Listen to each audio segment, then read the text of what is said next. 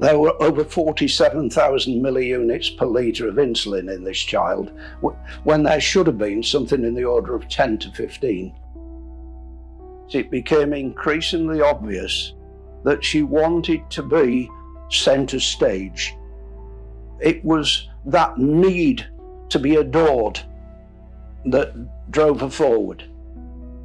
Similar events occurred in the Letby trial. It's almost as if she'd read the book. If she's the only one there, then she's the murderer. Throughout the trial of Lucy Letby, there was one question that was never satisfactorily answered. Why would a young woman trained to care for the most vulnerable members of society instead choose to harm and ultimately to kill them? It is a question that the man who I'm joined by today has spent the best part of 3 decades thinking about. In 1991, Stuart Clifton was a detective superintendent with Lincolnshire Police. In 3 months, 4 children died, 9 fell suddenly ill. Tonight in Granada's Ward in Action, nurses say they were mystified. Could there be a serial killer working in the hospital? 2 years later, and in large part thanks to Stuart's hard work, a 22-year-old nurse called Beverly Allitt would be convicted of those crimes. And I think in the Beverly Allitt case, it became increasingly obvious that she wanted to be centre stage, that she was the one that highlighted that a child had collapsed. She was the one that wanted to call the crash team, the resuscitation team. She was the one that was volunteering to go in ambulances when children were being transferred to other hospitals. And she seemed as if it was that need to be adored that drove her forward. Our investigation showed that on every single occasion, she had been with the child that had collapsed. Sometimes she was allocated the care, other times she'd placed herself into particular rooms where these children were being attacked. And from what you've seen of the Letby trial, do you see some echoes in this desire for attention? Seems to me that it's very, very similar, that here you have a nurse that revels in the attention that comes about as a result of highlighting the collapses of children. Most of them had gone in with relatively minor complaints, bronchiolitis and that sort of thing, the thing that you would expect after a winter. And certainly none of them were expected to die and have serious collapses in the way that they did. So we set about looking for an explanation about why some of these children had collapsed multiple times. And we picked on one little boy called Paul Crampton. We managed to find a blood sample. There were over 47,000 milliunits per litre of insulin in this child, when there should have been something in the order of 10 to 15. He said that it was the second highest ever recorded, the highest being a doctor that had used insulin to commit suicide. Here, for the very first time, we had some hard evidence that suggested that the events that had unfolded on the children's ward at Grantham were not natural events. They were completely unnatural.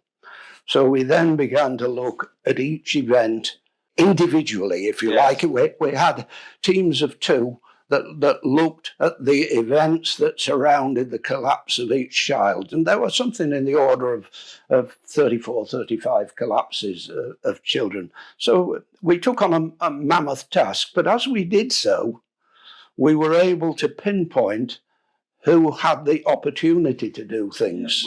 Becky Phillips had been sent home from the hospital, discharged about tea time, had grizzled during the course of the evening. At about 2 o'clock in the morning, the parents had discovered that she'd stopped breathing. They whipped her up, took her into the A&E department at Grantham Hospital.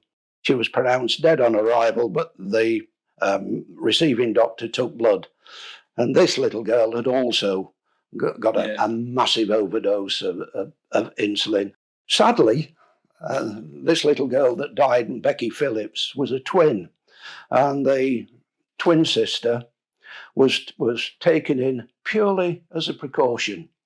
And a few days later, Allitt caused injury to her, and she suffered massive brain damage. And she convinced the parents that she was the one that had managed to save her. Yes. And was subsequently invited to be the godmother.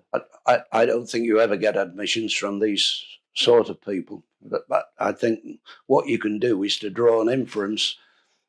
The first thing that it highlights, the insulin, is that the events are unnatural events. In the Allitt case, there was needle tracking in one child where air had been injected, and there was squeeze injuries.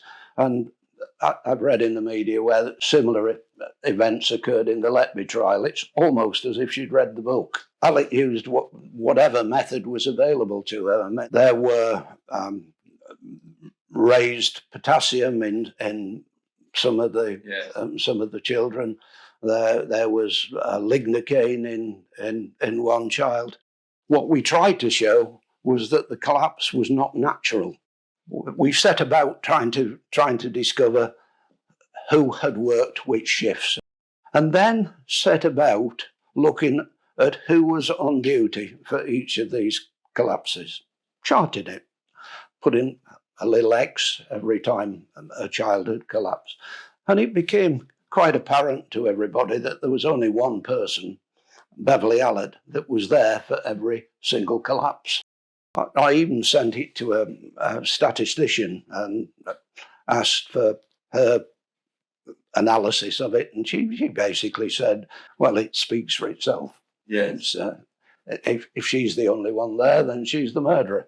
Once you've established that the collapses are unnatural and that one nurse is on duty for every single collapse, and particularly if you can put them at the bedside, it beggars belief that more than one is doing it. They found a used syringe, a hospital pillowcase, and most notably something called an allocations book, which really was the old school writing book, where the nurse in charge wrote down which nurse was allocated the care of which particular child. She'd taken it from the hospital so that any investigation would not lead people to believe that she was the allocated nurse for the children that had collapsed. A duplicate book had been kept by the nurse in charge of the children's ward, and the relevant pages in there had been torn out. Allitt said at the time that she was going to use it to do a diary, but she never actually did, and she never kept a diary. During the interviews, she distanced herself from the events, with statements like, well, I wasn't there then. At that particular time, I was at lunch, and in many of these, we were able to disprove what she was saying. But she went on to say that perhaps I had a bug. Perhaps the ventilation and the plumbing system in the hospital wasn't working correctly. So she was looking for excuses, if you like, for what was actually occurring. But you can't use that explanation when children are being poisoned with insulin. You have to understand that once the adoration begins to swell, and people feel sorry because you're the nurse that's having to cope with all this thing, it's very difficult to stop. Yeah. Very, very difficult to stop. And I don't think that, despite the fact that there's now been two of these cases, Allitt and Letby, that the NHS is particularly switched on to it, to looking at it. We're very used to going to a body in a ditch that's got a knife stuck between the shoulder blades. It's somewhat different when you've got a 7-week-old baby that's collapsed and died. You rely on the medical profession to lead you into what has actually caused it. These nurses that actually cause injury to children and kill also write up the nursing notes. the nurse tells the doctor what has happened, and it's not necessarily the truth. It's only when you begin to delve and find what the truth really is that they're able to paint a different picture. And I don't think that is done often enough when there is suspicion of these sort of events. I think definitely there'll be other cases that have been missed. And you imagine it's very, very difficult to show that the collapse of a child who is not expected to collapse and die is as a result of a criminal act.